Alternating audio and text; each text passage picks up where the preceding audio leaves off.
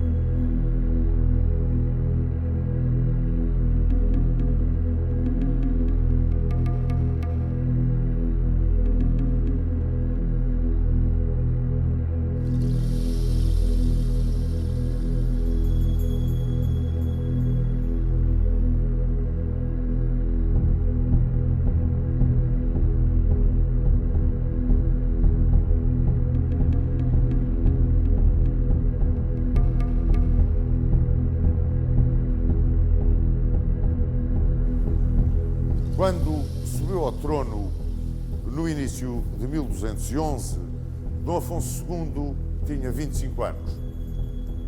Era enfermiço, obeso, muito embora com um aspecto imponente, era um homem sem qualquer vocação militar, não tinha gosto nenhum pelas armas, mas em contrapartida tinha herdado de seu pai o gosto pela política interna, pelas lutas com o alto clero, pela centralização do poder real, pelo apoio do braço popular.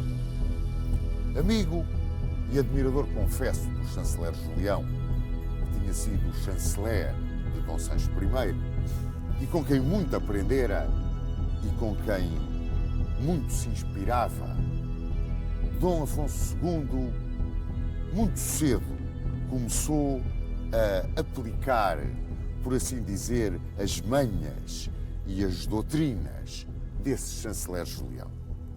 Assim, não é de estranhar que logo uns dias depois de ter subido ao trono, se recusasse a cumprir o que tinha jurado em Alcobaça junto do pai moribundo, quanto às heranças das irmãs e dos irmãos. Reunia, logo de seguida, cortes aqui em Coimbra. As primeiras historicamente comprovadas na história de Portugal. E nessas cortes, de uma forma manhosa, altamente política, preparou a cisão entre o alto clero e a nobreza. Para isso, teve falsas mostras de submissão, falsas simpatias para com o alto clero, por forma a conseguir isolar o seu primeiro objetivo, a grande nobreza terratenente, encabeçada, claro está, pelas suas irmãs e os seus irmãos. Mas, no entanto, mesmo nessas cortes de Coimbra, marcou o seu terreno com o alto clero.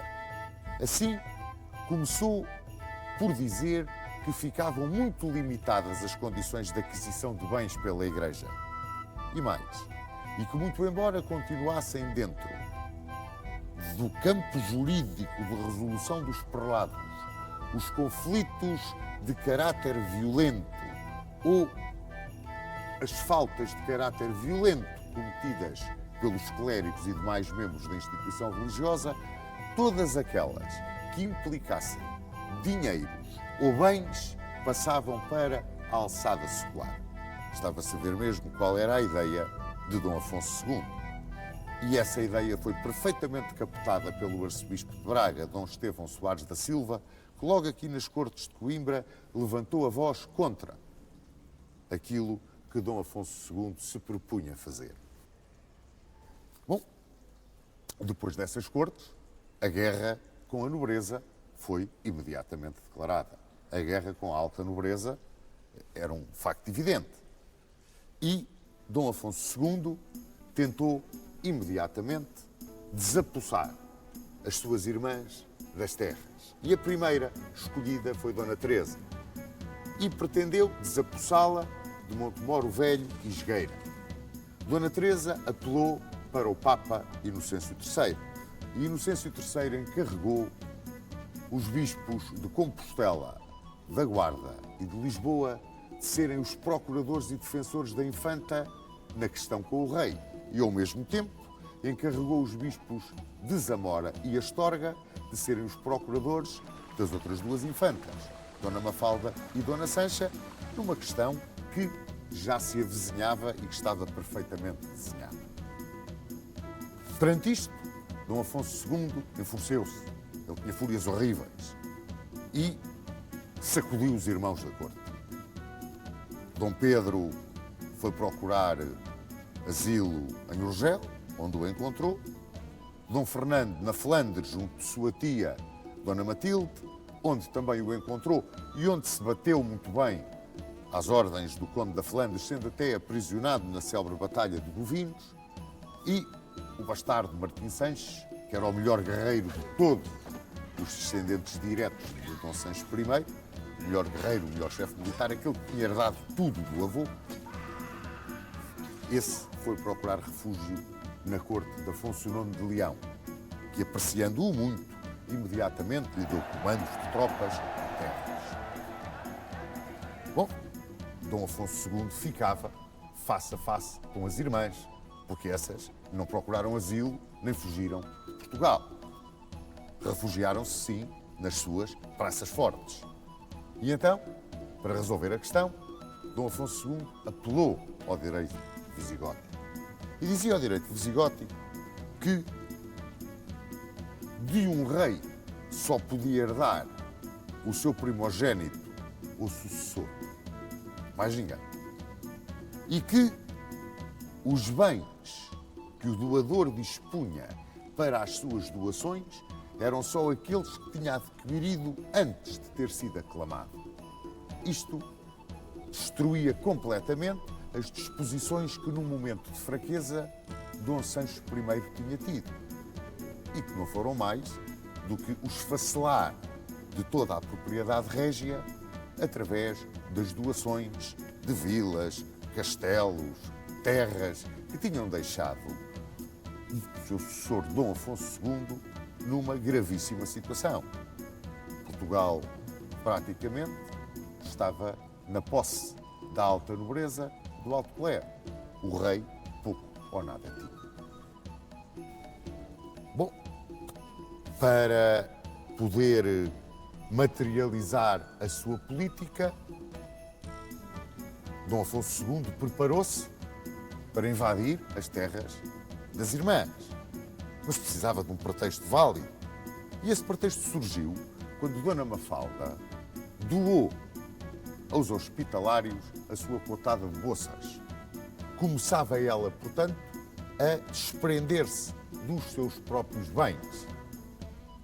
Podia aliená-los. Aliás, isso constava, como bem se lembram, do que Dom Sancho tinha determinado no seu testamento.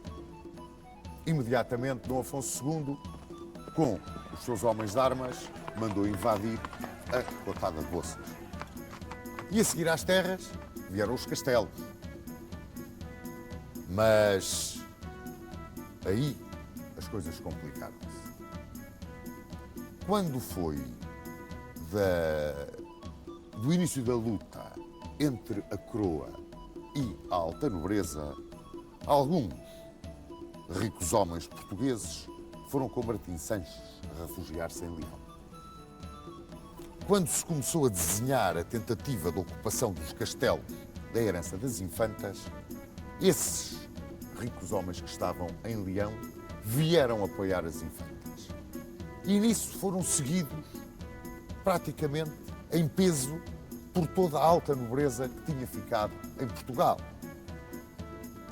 E a guerra entre a alta nobreza, apoiando as infantas, e o rei, que queria desapossar as infantas da sua herança, estava declarada. É nesta altura que Afonso VIII de Castela reacende a Guerra da Reconquista, que estava quase suspensa desde as tréguas de 1198. Era o novo emir de Marrocos, o Anazir, o homem que acabava de pregar a Guerra Santa por toda a Mauritânia e se preparava para vir invadir a península, cruzando o estreito. Afonso VIII imediatamente pediu a coligação de todos os reis cristãos da península. E, novamente, tal como no reinado anterior, como bem se recordam, Portugal e Aragão responderam à chamada, mas Leão e Navarra continuaram com o medo, o ciúme de Castela, procurando o trato com os reis mouros que estavam na península e não se quiseram imiscuir no conflito. Leão negou-se mesmo. Navarra ainda teve um período de dúvidas, mas Leão não. Afonso IX de Leão imediatamente declarou que não entrava na aliança. Dom Afonso II, enfronhado como estava na questão das infantas, entregou o comando da hoste portuguesa ao mestre do templo Gomes Ramires e lá abalou a hoste portuguesa na primavera de 1212 para Toledo a juntar-se às forças castelhanas e aragonesas. Como era esta hoste portuguesa? Portugal era, como podem calcular, uma nação em armas. O serviço militar era obrigatório. E a grande força da coroa, do ponto de vista de defesa, assentava nas milícias municipais, as famosas milícias dos concelhos, que eram constituídas pelos cavaleiros vilãos, a peonagem e os besteiros. Os besteiros eram o poder de fogo do exército.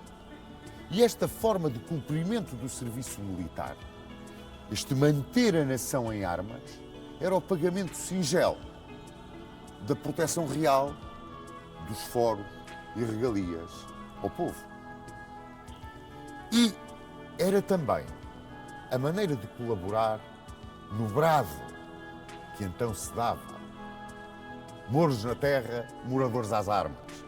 E que era a materialização, o encarnar de uma nação em armas, uma nação de lavradores que via na defesa da terra e no amanho da terra a razão da sua existência. Quando a hoste real saiu para Toledo, comandada por Gomes Ramires, o mestre do templo, a grande cavalaria que levava era precisamente a cavalaria templária. Portanto, as milícias dos concelhos e a cavalaria templária constituíam essa hoste, que foi a nossa colaboração para a defesa da península. Quando as tropas portuguesas abandonaram o reino, o rei viu-se envolvido numa questão tremenda. Ele seguia, como já podem calcular, a política de ocupar primeiro e discutir depois os direitos. E fez isso com as irmãs. Entrou-lhes nas terras para discutir depois os direitos. É claro, a tal nobreza que estava em Leão invadiu Portugal, dando voz pelas infantas e mais. Quando o rei, que não tinha forças suficientes para suportar aquela invasão, quis ir ao encontro das infantas com uma solução diplomática, sempre a manha que vinha do seu grande conselheiro inicial de reinado, o chanceler Julião. Quando não tens força para vencer o teu inimigo, procura acalmá-lo. Ele pretendeu acalmar a questão, viu-se apertado pela entrada de gente armada em Portugal, mas essa gente armada não só não quis parlamentar com ele, como aclamou Afonso IX, de Leão. E Afonso IX de Leão foi aclamado de norte a sul pela grande nobreza. E ele, Afonso IX, entrou no Minho e ocupou vários castelos. Saiu-lhe ao encontro num desespero o pouco que havia aqui em Portugal de forças e travou-se uma batalha em Arcos de Valdez. E essa batalha foi-nos desfavorável. O exército leonês venceu. E Portugal viu-se numa situação desesperada. Estava em perigo a independência tão custosamente conquistada em Zamora por Dom Afonso Henriques, tão custosamente defendida, que tanto sangue já tinha custado. Talvez que então se tenha dado um milagre. 16 de julho de 1212, nas Navas de Tolosa, os exércitos cristãos derrotam de uma forma total o exército do Anazir. E nessa grande vitória cristã das Navas de Tolosa destaca-se, acima de tudo, a cavalaria templária de Gomes Ramires e a peonagem dos municípios portugueses. E Afonso VIII, em agradecimento pela colaboração decisiva dos portugueses para essa vitória que salvou a cristandade peninsular, decidiu vir com o seu exército atacar Leão e obrigá-lo às pazes com Portugal, em socorro de Afonso II. E assim foi. Afonso IX, pode-se dizer que se apavorou, os leoneses retiraram imediatamente de Portugal, aceitaram todas as condições de paz, entregaram todas as terras e castelos e mais que fosse, tinham a cristandade peninsular junta contra eles, e liberto da pressão do vizinho, soara agora para Dom Afonso II a hora de ajustar as contas.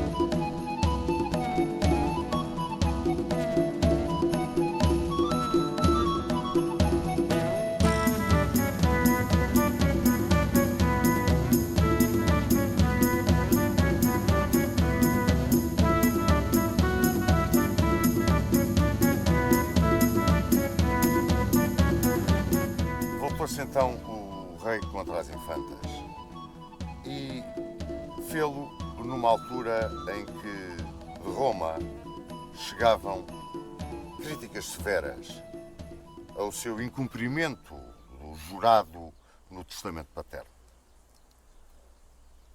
Quando os juízes mandados por Roma, chegaram a Portugal para tentar pôr cobro ao litígio, que eram os abades de Oceira e de Espina, Dom Afonso II começou a dialogar com eles com muita habilidade, apresentando as suas razões, defendendo a sua posição, mostrando o que era para ele importante essa centralização do poder real com que tanto sonhava e a oposição que a isso faziam as próprias irmãs. Os abades multaram. E multaram-no em 150 mil morabitinos. E Dom Afonso II, que era um avarento, como bem se lembram, recusou-se a pagar os 150 mil morabitinos, disse que era um exagero e que não pagava. Imediatamente os juízes excomungaram.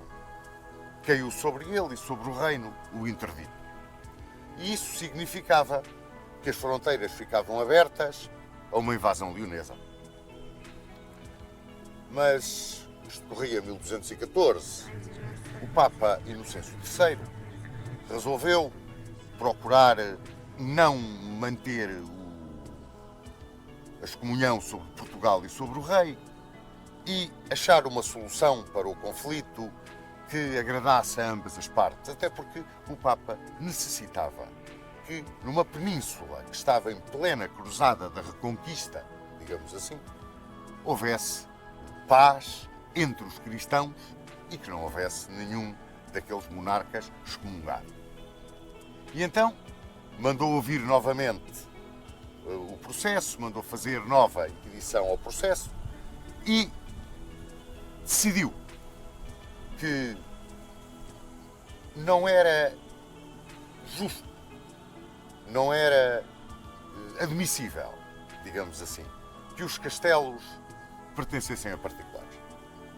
Determinou que os castelos passavam para a posse do rei, ficando as infantas com as vilas e os rendimentos.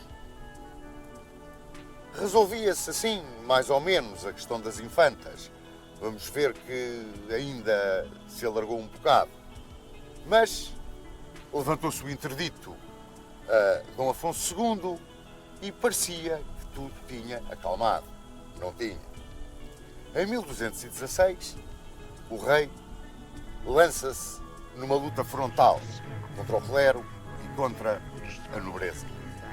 E lança-se numa luta frontal, determinando a execução de confirmações gerais. Aqui, em 1220, seguiram as inquirições.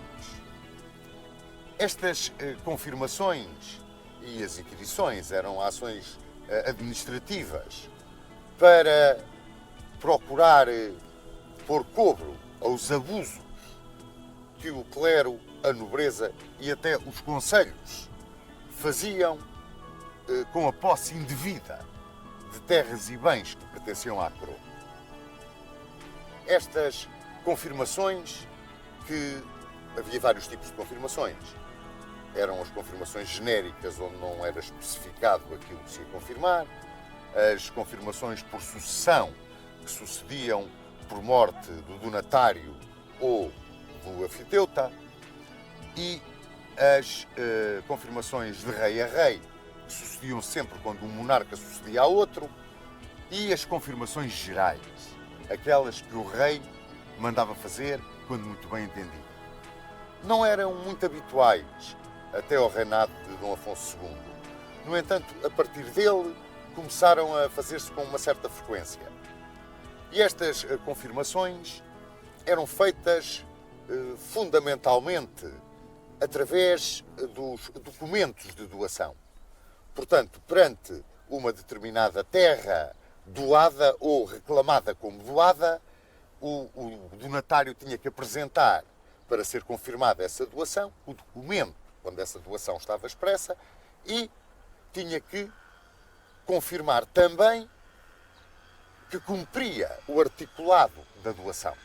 Normalmente, no que diz respeito ao pagamento de rendas do produto da terra, rendas que ele tinha de pagar à coroa e que vinham especificadas no documento da doação. As inquirições, que eram feitas por um conjunto, uma equipe, digamos, de inquiridores, que variou, nos primeiros tempos eram 12, depois passou para 4, e que eram os juízes, digamos assim, as justiças régias. Esses iam perguntar a pessoas dos lugares que estavam englobados na doação se cumpria o que estava determinado na concessão da terra, sobretudo no que diz respeito ao comportamento perante a coroa. É claro que estas inquirições e até as confirmações, mas as inquirições eram uma prova do poder real. Quer dizer, eram um sinal exterior do poder do rei. Porque eram feitas, muitas vezes, sobre cotos. Ou seja, terras que estavam vedadas ao acesso dos funcionários régios. Esses cotos, na altura de Dom Afonso II, foram, não direi invadidos, mas os funcionários régios foram lá fazer os inquéritos junto dos moradores. É curioso que estas medidas não agravavam só o clero e a nobreza, agravavam também os concelhos.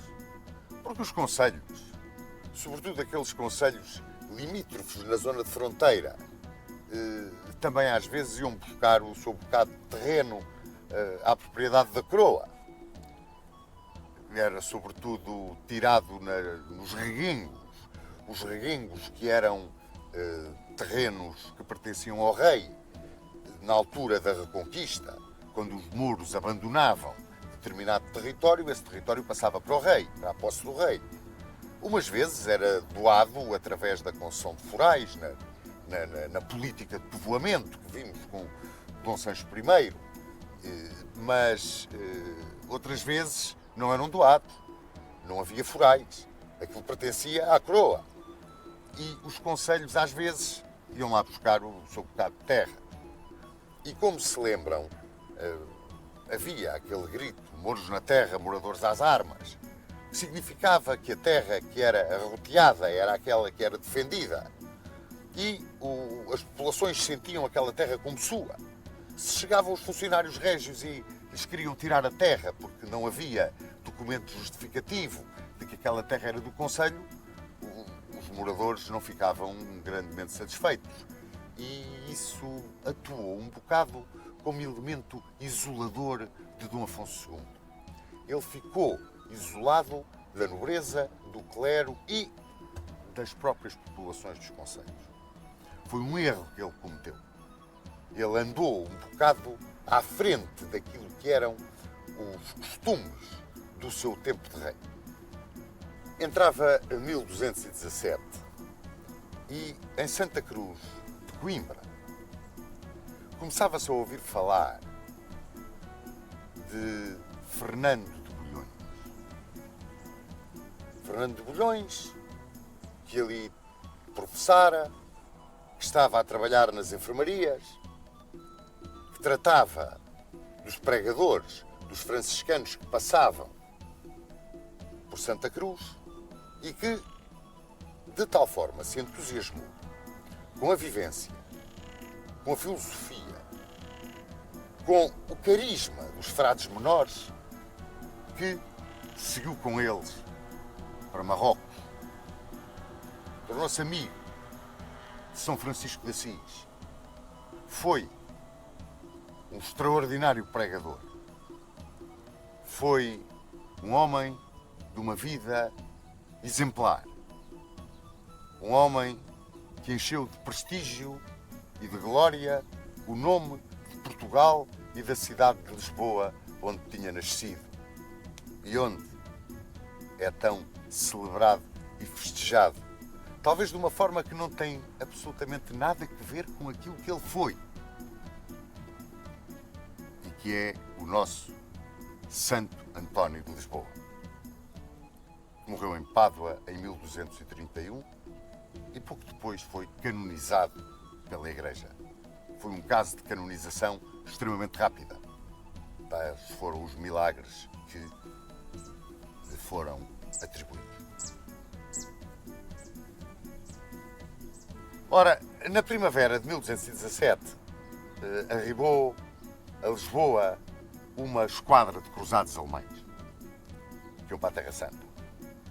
E o bispo de Lisboa, Dom Soeiro, aproveitou a chegada daqueles cruzados para os convidar a, juntamente com tropas portuguesas, conquistarem a praça de Alcácer do Sal.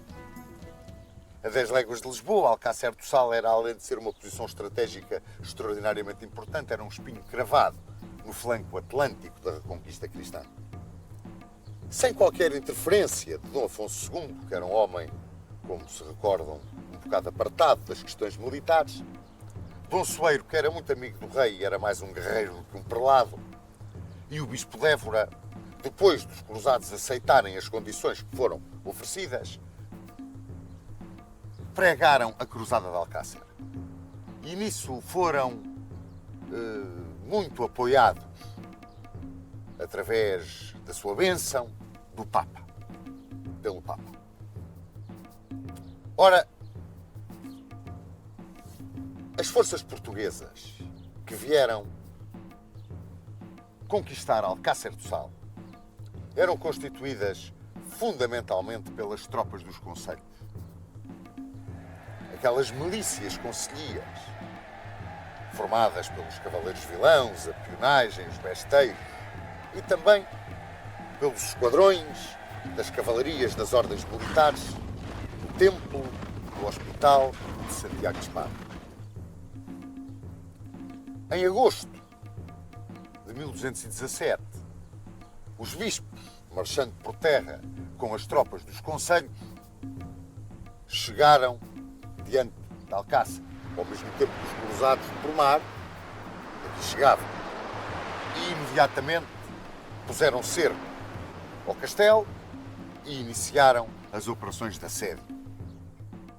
Era fronteiro de Alcácer Ben Vazir, que foi um grande guerreiro que os mouros tiveram na península. E Ben Vazir, certamente informado pelos seus espias, porque os havia muitos dentro do território já reconquistado pelos cristãos, foi certamente informado, como vos disse, de que estava preparada uma grande operação para vir contra Alcácer e pediu o apoio das taifas de Sevilha e Badajoz.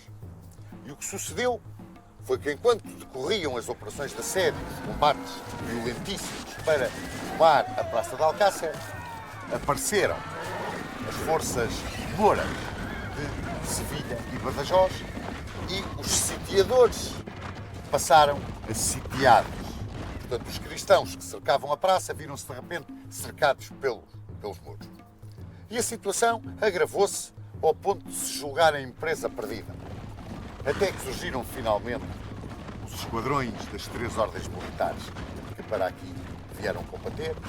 O Templo, os Templários eram comandados por Pedro Alvítiz, os Hospitalários e a Ordem de Santiago de Espada, que tinha como mestre um homem muito pequenino de estatura, mas um gigante militarmente falando. Era um guerreiro extraordinário, era um líder de primeira água, um homem com um carisma fantástico, que levava os seus cavaleiros atrás dele, como eu costumo dizer, a bater à porta do inferno.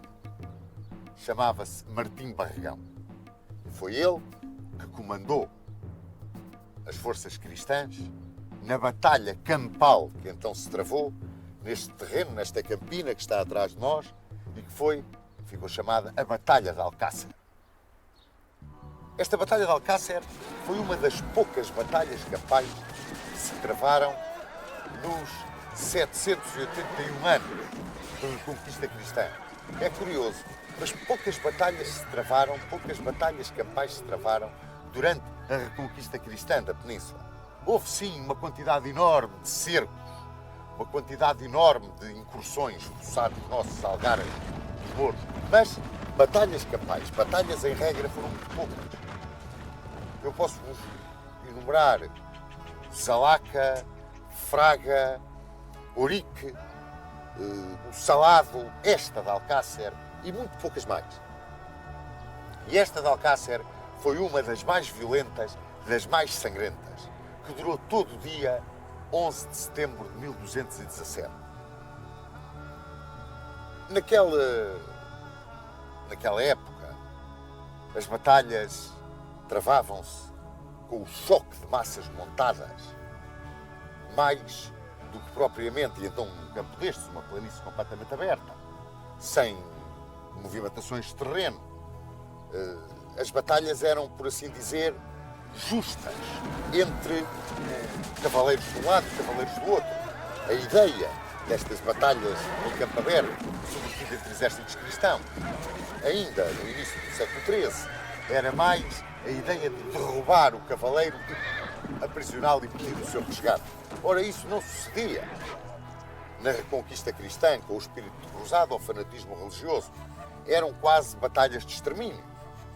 E batalhas onde o poder de choque da cavalaria cristã se sobrepunha, na maior parte das vezes, à ligeireza da cavalaria dos muçulmanos. Esse poder de choque da cavalaria cristã, que vinha, isto a título de mera curiosidade, desde os meados do século IX, quando, com Carlos Magno, a cavalaria começou a montar em arreios com estribos, o aparecimento do estribo deu à cavalaria o poder de choque que até ela não tinha. Uma vez que os cavaleiros montavam, os arreios tinham a aba de trás do arreio, era subida quase até meio das costas do cavaleiro, e com os estribos calçados o cavaleiro esticava as pernas para a frente, apoiava-se nos estribos, apoiava-se na parte de trás do arreio, com a lança por baixo do braço. Era um ariete que entrava com todo o apoio para o cavaleiro pela cavalaria adversária ou pela infantaria adversária. E quando, como no caso das ordens militares, sobretudo dos templários, esta carga era feita em bloco, não se procurava o combate individual, procurava-se atuar em bloco, a vitória contra tropas muito mais ligeiras, com outra filosofia, como era o caso dos muçulmanos, e em terreno aberto como este, não tinha grandes dúvidas de quem poderia ganhar. Muito embora, e aqui também convém ressalvar, em duas das grandes batalhas campais que se deram na Reconquista, que foi Zalaca e Alarcos, a vitória coube precisamente aos muçulmanos. Mas aí, porque o terreno era diferente e puderam empregar o poder de fogo dos seus arqueiros e derrubar à distância a cavalaria cristã, aí as coisas passaram-se de forma diferente. Mas aqui não. Aqui foi um combate puro de cavalarias no campo aberto, esta Batalha de Alcácer. Terminou, como vos disse, com a vitória dos cristãos, admiravelmente conduzidos na batalha pelo mestre de Santiago de Espada, Martim Barregão.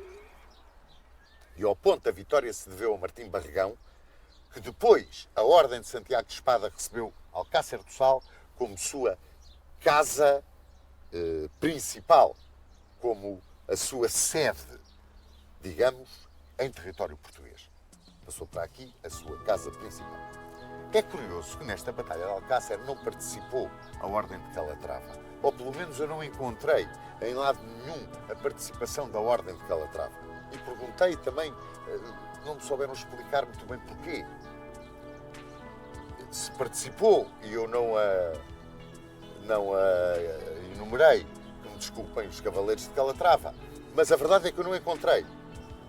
E acho estranho não vir, digamos, na ordem de batalha, a cavalaria de Calatrava. Esta cavalaria de Calatrava era muito querida por Dom Afonso II. Eles eram chamados em Portugal os freiros de Évora, porque a casa-mãe deles era em Évora. E foi-lhes atribuída como casa-mãe a Viz.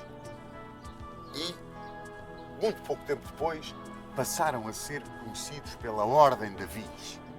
Portanto, a nossa Ordem da Viz era a Ordem de Calatrava. Em 1218, chegava a Portugal talvez a grande vitória diplomática do reinado de Dom Afonso II. O Papa Honório III mandava-nos uma bula, Manifestos Probatum, tinha o mesmo nome da bula de 1179, que reconhecia a realeza de Dom Afonso Henriques e dos seus sucessores e a posse das terras conquistadas. esta bula de 1218 era uma bula de afirmação de todos os privilégios que a Santa Sé tinha concedido a Portugal e da sua proteção. O que, estranhamente, está em contradição com a política de centralização do poder real e a política de centralização do poder real feita com o ataque frontal ao clero, que foi uma constante no reinado de Dom Afonso II. Eram ministros do rei, nesta altura, Pedro Anes, Gonçalo Mendes e o Deão da Sé de Lisboa, Mestre Vicente, que era um grande discípulo do chanceler Julião. Com certeza lembram-se do chanceler Julião, o homem que Dom Afonso II tanto admirava e tinha sido o chanceler de seu pai, Dom Sancho I. E foi precisamente por causa deste Mestre Vicente que Dom Afonso II travou com o poder do clero o mais agudo de todos os conflitos do seu reinado.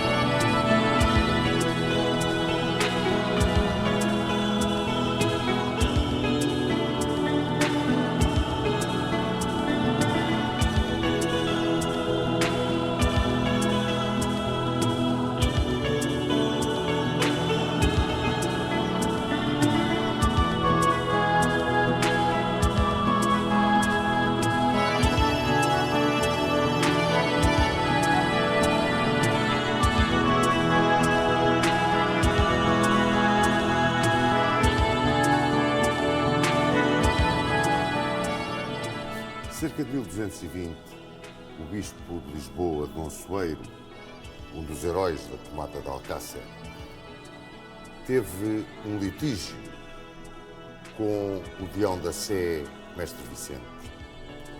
E Dom Afonso II favoreceu o Mestre Vicente nesta questão.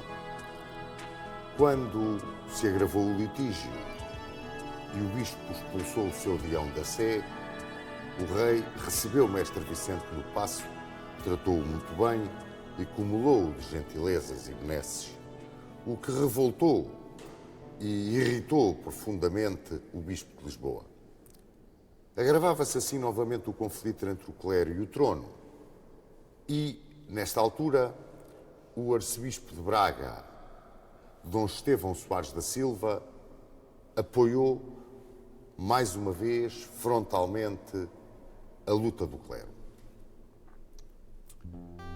E entrou em choque com o rei. Dom Estevão Soares da Silva era o prelado mais representativo e de maior prestígio que havia em Portugal. Vinha-lhe esse prestígio das posições frontais e muito bem estruturadas que ele tinha tomado na questão da primazia com Toledo. Este choque levou a que o rei tomasse uma série de iniciativas para prejudicar fortemente o arcebispo de Braga. E o arcebispo de Braga excomungou Dom Afonso II. Como retaliação a esta excomunhão, Dom Afonso II mandou uma alçada às terras do arcebispo de Braga, acompanhada por milícias municipais e por vários fidalgos que apoiavam o rei, e saqueou, pilhou, roubou, incendiou, pôs a ferro e fogo as terras do arcebispo. E o arcebispo fugiu. Fugiu e foi-se refugiar junto do Papa Honório III, reclamando das injustiças e das perseguições do rei. E Honório III encarregou os bispos de Tui, Placência e Astorga de trazerem à razão Dom Afonso II e fazerem-no devolver e indemnizar o arcebispo de Braga, devolver as terras e indemnizá-lo. Dom Afonso II não ligou a isso e continuou com a sua política. E dentro dessa sua política enviou uma devassa à terra de Límia para que se pilhasse e saqueasse um coto, o coto de Herveredo de Límia, que pertencia ao arcebispo de Braga e que estava dentro das terras da Galiza, pois Límia pertencia à Galiza. Era fronteiro da Galiza o bastardo real Martim Sanches, bastardo de Dom Sancho I, meio-irmão, portanto, de Dom Afonso II, com quem não se dava nada bem. Tinha um ódio muito grande entre os dois. E era fronteiro de Límia e de Toronho. Ele tinha-se refugiado no Reino de Leão e Afonso IX gostava muito dele. Achava que ele era um grande guerreiro, um grande capitão. E realmente depois ilustrou-se na Batalha de Terrada contra os mouros. E Martim Sanches só estava à espera de uma oportunidade para vir ajustar contas com o irmão a Portugal. E essa oportunidade surgiu quando o coto de Herveredo, que tinha sido doado por Afonso IX ao arcebispo de Braga, foi assaltado e saqueado pelas milícias municipais e pelos senhores de Dom Afonso II na sua perseguição ao arcebispo. E Martim Sanches entrou em Portugal, foi direito a Ponte de Lima. Dom Afonso II levantou as milícias municipais e foi contra ele. Quando chegou a Santo Tirso, retirou para Gaia e entregou o comando das suas forças a 3 senhores. Quando a milícia portuguesa, a milícia municipal, focou contra as forças de Martim Sanches em Barcelos, foram derrotados. As forças reais retiraram-se sobre Braga, foram derrotados novamente. E retiraram sobre Guimarães e novamente derrotados, viram-se cercados por Martim Sanches no castelo de Guimarães. Foi nesta altura que Afonso IX de Leão invadiu Portugal por trás dos montes e tomou Chaves sem resistência. O norte do país estava a ferro e fogo. E quando Martim Sanches e Afonso IX de Leão retiraram do norte do país carregados de despojos, Chaves ficou ocupado como um penhor, uma garantia dos direitos das infantas que voltavam a reclamar junto do Papa Honório III, como muito bem se recorda. Estas invasões do território português eram facilitadas pelo interdito que o arcebispo de Braga tinha lançado sobre Dom Afonso II e os seus ministros. Uma vez excomungado o rei, o território estava aberto a quem o quisesse pilhar e nele entrar e destruir, saquear, queimar, o que aconteceu no norte do país durante esta questão. Dom Afonso II sentiu-se então perto do fim. Estava leproso. E o povo achava até que a doença do rei era um castigo por todo o mal que ele tinha feito à Igreja. E Dom Afonso II resolveu pedir ao Papa que o libertasse da excomunhão. O Papa encarregou como delegado junto de Dom Afonso II para tratar do levantamento da excomunhão Dom Soeiro Gomes, que era o prior dos dominicanos. Desde 1212 que a infanta Dona Sancha tinha dado Monte Junto Açoeiro Gomes, que veio para Portugal para aqui instituir a Ordem de São Domingos. Ele que era um admirador, um seguidor de São Domingos de Gusmão. Foi um extraordinário pregador, ele que tinha sido um grande guerreiro.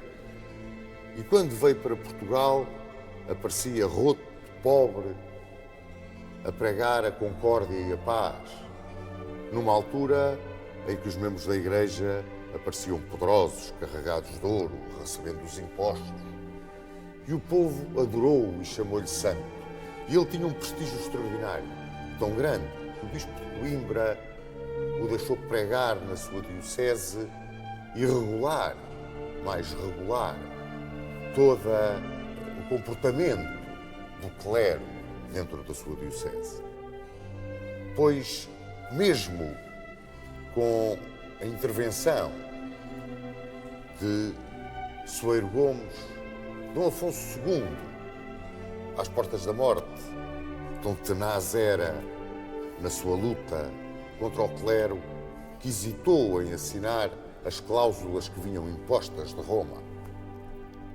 E essas cláusulas visavam muito as razões apresentadas pelo arcebispo de Braga para a sua revolta contra a coroa e que estavam intimamente ligadas às decisões das Cortes de Coimbra em 1212, sobretudo aquelas que visavam a aquisição e as heranças dos bens da Igreja e a intervenção da justiça secular nos assuntos do clero. Isso depois iria ser resolvido no reinado seguinte, mas mesmo excomungado, esses pontos e a restituição dos bens ao arcebispo, isso é que para o rei era uma coisa que o atormentava. Quando em Coimbra, em 1223, 25 de março, a morte lhe bateu à porta, Dom Afonso II teve uma última tentativa de submissão ao Papa e mandou-lhe dizer que beijava a terra à frente dos pés do Sumo Pontífice e lhe pedia para depois da sua morte o Papa tomasse sob sua proteção o reino e os filhos do rei, que eram Dom Sancho, Dom Afonso, Dom Fernando, a quem chamaram o Infante Serpa, e Dona Leonor, que tinha casado com Valdemar da Dinamarca. Dom Afonso II deixava o país a ferver de ódio, num conflito entre a coroa que ele tinha querido forte e o clero que era ainda mais forte na altura do que a coroa. Esses ódios não serenaram com a morte do rei e tinham como grande sustentáculo a luta tenaz, eu quase diria o esbulho sistemático que Dom Afonso II tinha praticado contra a instituição eclesiástica e que tinha praticado igualmente contra as infantas. E se é certo que as inquirições e as confirmações tinham sido o grande motor do minar de um possível feudalismo e do poder da Igreja, e iriam depois facilitar a centralização completa do poder real e definir perfeitamente as classes sustentáculo do Estado português, a verdade é que Dom Afonso II cometeu um erro muito grande.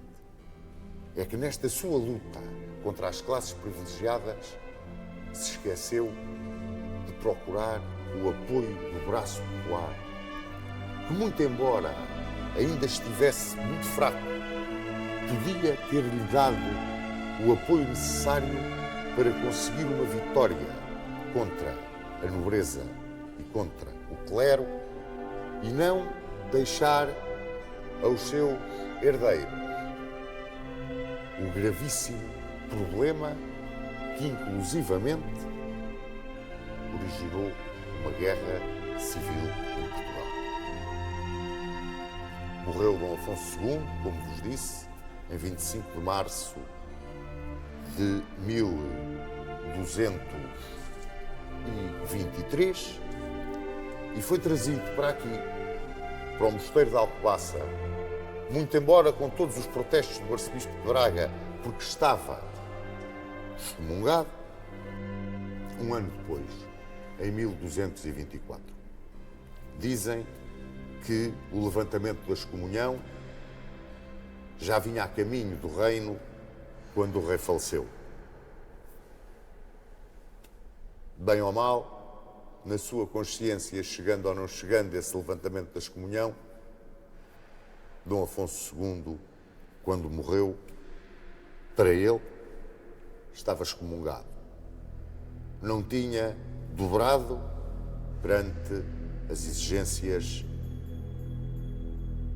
do Papa e perante as exigências do arcebispo de Braga. Se foi ou não um grande rei,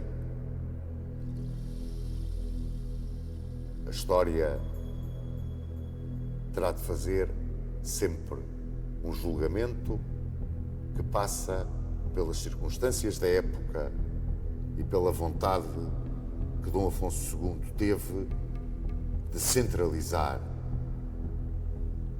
e engrandecer o poder da coroa.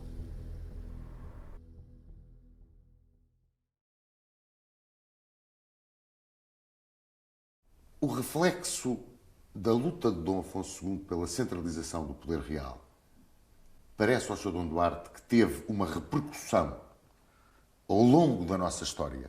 Quer dizer, a figura do rei, como o valor central, é afirmado por ele ou ele é uma consequência desse olhar para o rei como o pai, que já vinha da própria fundação da nacionalidade?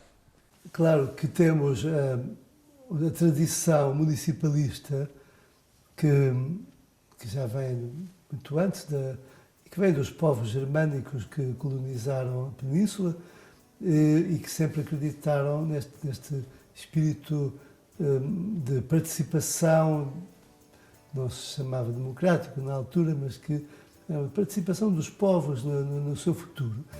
E, por outro lado, há a tradição europeia da França e de grandes partes da área da Europa que estava em pleno espírito feudal e de onde a Europa tinha muito mais circulação de ideias na época do que se pensa. Não só viajava-se muito, os próprios príncipes viajaram, como também havia casamentos, enfim, e havia, portanto, a ideia de que se na Europa, no centro da Europa, os senhores feudais tinham uma grande independência em relação ao poder do rei, que isso era perfeitamente normal e devia se aplicar também em Portugal. Só que os reis achavam que isto era um entrave à justiça, um entrave ao progresso e que acabava por ser prejudicial ao país. Sobretudo, ainda tínhamos a ameaça militar forte do Islão, que podia, em cada altura, voltar a conquistar as terras libertadas. Portanto, era importante que os senhores tivessem os seus exércitos, tivessem as suas tropas, mas era muito importante também que os municípios desenvolvessem cada vez mais o seu espírito de coesão e de autodefesa face a um ataque inimigo que podia surgir em qualquer altura. É aquela frase célebre que se dizia no reinado de Dom Afonso II, moros na terra, moradores às armas, que é a base, na minha opinião, da nação em armas, que Portugal sempre foi. Mas, na sua luta, Dom Afonso II, até certo ponto, desafiou a Igreja. desafiou a sim, Igreja. claro, mas isso, evidentemente, porque dentro do espírito da família real, de que desde o começo da nacionalidade, a Igreja, desde Dom Afonso Henriques, também teve grandes problemas com a Igreja. Não é? Por um lado, utilizou-se da proteção dos Papas para garantir a sua soberania, mas, por outro lado, também teve fricções várias e graves. Não é? A Igreja, teoricamente, na Idade Média, chegou a ter um papel extraordinariamente importante de paz, de harmonia e de construção da Europa. Não há dúvida que a Europa foi construída pela Igreja. Depois da queda do Império Romano, enfim, foi a Igreja que recuperou a Europa. Só que, de facto, os interesses dos portugueses, em várias alturas, estiveram em contradição com aquilo que a Igreja achava que era preferível e portanto, os reis tomaram sempre a posição dos interesses portugueses contra, às vezes, contra a visão que a Igreja tinha do que é que devia ser a Europa.